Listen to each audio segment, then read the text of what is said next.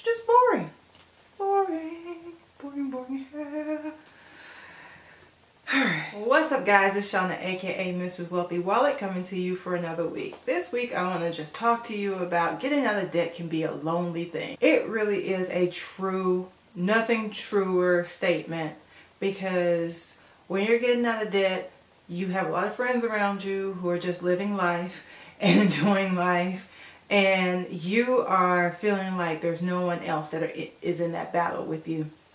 That's kind of like why I came to YouTube, because I know there are people out there who are in the same situation, who are trying to get out of debt, who are trying to build their wealth and things like that. So I go to places where I can find others who are trying to do the same thing as me. It just helps you not feel so alone. So things I do is I will go and I will listen to podcasts about anything that's on the debt-free journey, debt-free community, you know, anything along those sorts. Anything that has to do with personal finance and, you know, investing, the whole nine. And there I go losing earrings. I'm sorry. The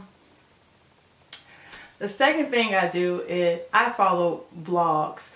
I follow people who are on debt-free journeys. I follow people who have already made it out of debt-free journeys. I follow people who are minimalist.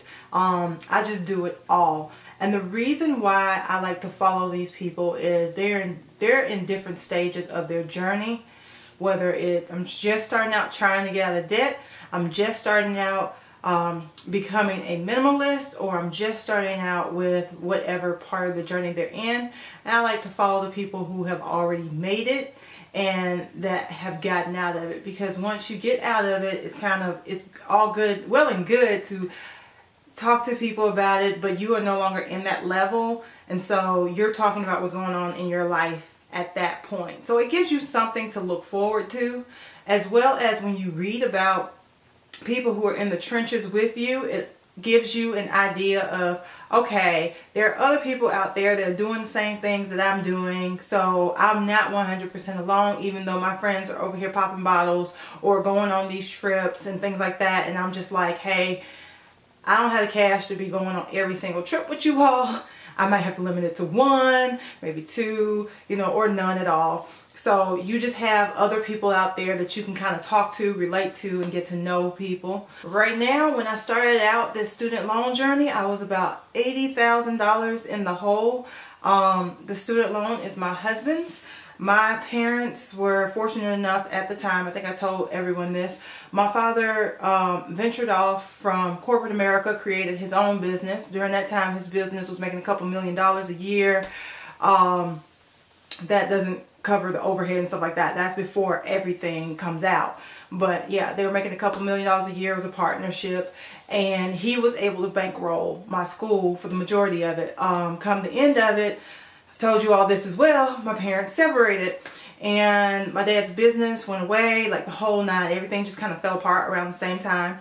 And I majored in Spanish, so my dad said, I'm not going to pay for a bull fill in the blank major like that, cut off all my funding. So my mother was able to help me pay for my first semester of my last year, and then I had to take out a personal loan for my second semester of my last year. I went to Spelman, not a cheap school. I was off campus, thank God, and luckily my family was taking me in during that time, because the divorce and the separation was very ugly. So I was jumping from house to house, pretty much homeless, but going to school, working, and paying a personal loan back immediately. Like that loan, I took it out, first payment due next month. So I was like hustling my butt off. So when I got out of college, my mom was settled by that time. I wound up living with her, and I wound up paying off that loan. So got me a car, paid off that loan, so on and so forth. You know, we move on through life. But yeah, the student loan is not mine.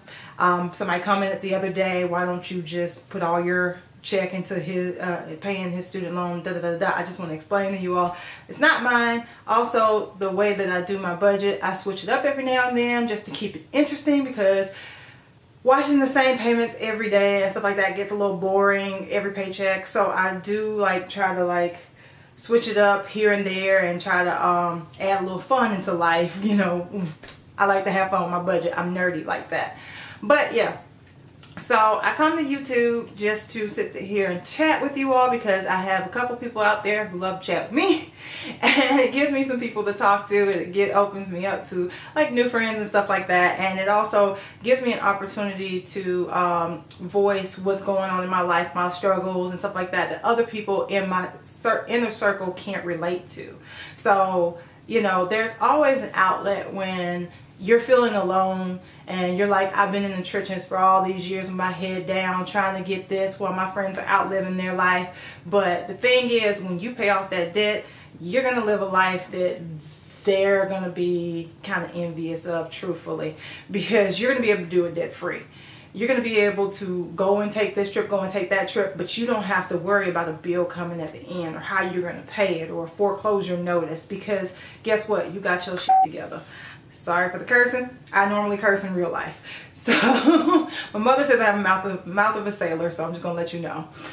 Number 3, YouTube. This is me and you talking. I know it can feel like a lonely journey, but definitely come here. There are other YouTubers out there who blog about personal finance. You got Love Daring Greatly. You got Shay Budgets, E. Michelle. Those are for people who like doing the planning and stuff like that. Shay and E. Michelle. Love Daring Greatly gives you great tidbits, great information out there about your student loans, different ways of student loan forgiveness, how to get tax credits, all that kind of stuff. So definitely check her out. I'm here for your motivation.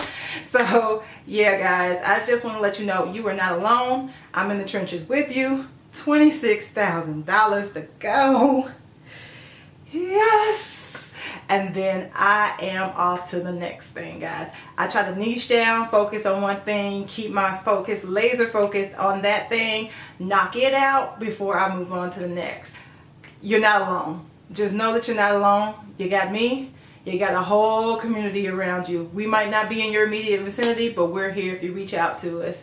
So until next time, guys, remember that the best kind of wallet to have is always going to be a wealthy one. Peace.